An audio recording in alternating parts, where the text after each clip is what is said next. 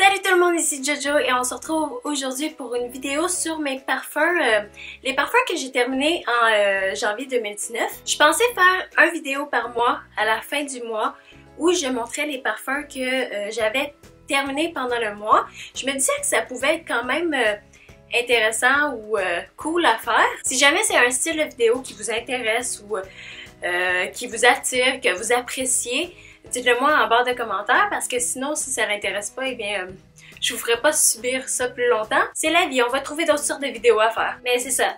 Moi je trouvais que ça pouvait être une bonne idée de vidéo. Donc c'est ça. On va commencer. J'ai 4 parfums à présenter. En fait, 3,5 parce que l'un d'eux est un échantillon. Donc je sais pas si en fait ça compte pour un parfum. Donc je vais dire 3,5. Je vais commencer par le seul échantillon que j'ai terminé. Et c'est le Saut Elixir Bois Sensuel de chez Yves Rocher. Je l'avais reçu voilà, environ 2 ans et demi. Ce parfum-là fait partie des groupes Oriental Floral, je crois.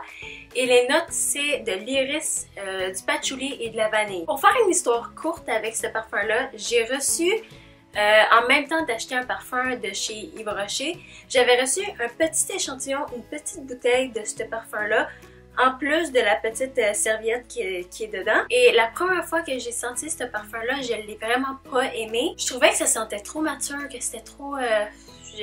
j'arrive même pas à l'expliquer, je trouvais que ça sentait trop fort. À ce moment-là, j'étais plus dans un mood où est-ce que je voulais des parfums plus floral fruité, gourmand presque. Donc c'est sûr que ce parfum-là, il allait pas dans mes goûts et je l'avais vraiment pas aimé. Et récemment, cette semaine, j'ai essayé de le retester. C'est impressionnant comment nos goûts changent en vieillissant. Je l'ai vraiment beaucoup apprécié et sur moi, ça sent vraiment plus la vanille qu'autre chose. Donc ça m'a vraiment surprise. Mais malheureusement, il tient pas super longtemps.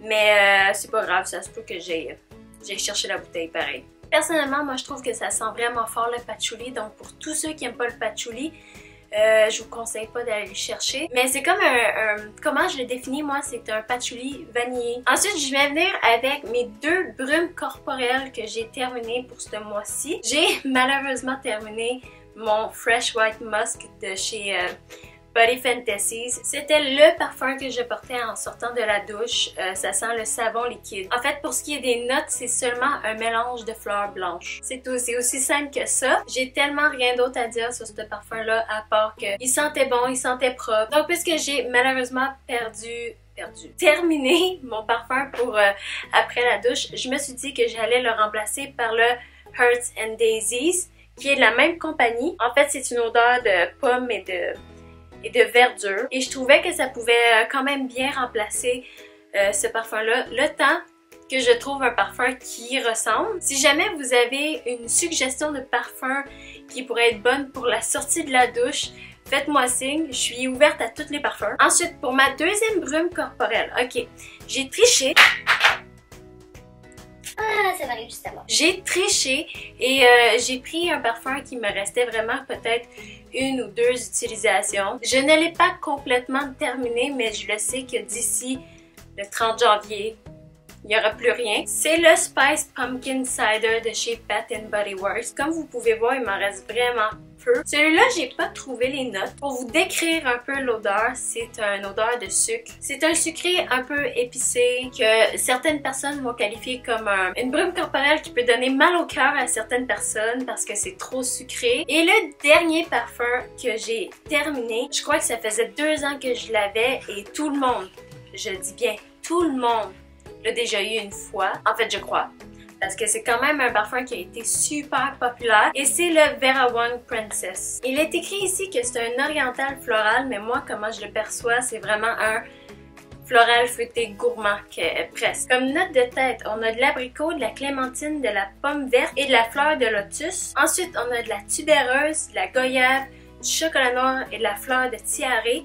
Et comme note de fond, on a de l'ambre, de la vanille et des notes boisées. C'est quand même une odeur de base, passe-partout, que la plupart des jeunes filles peuvent porter.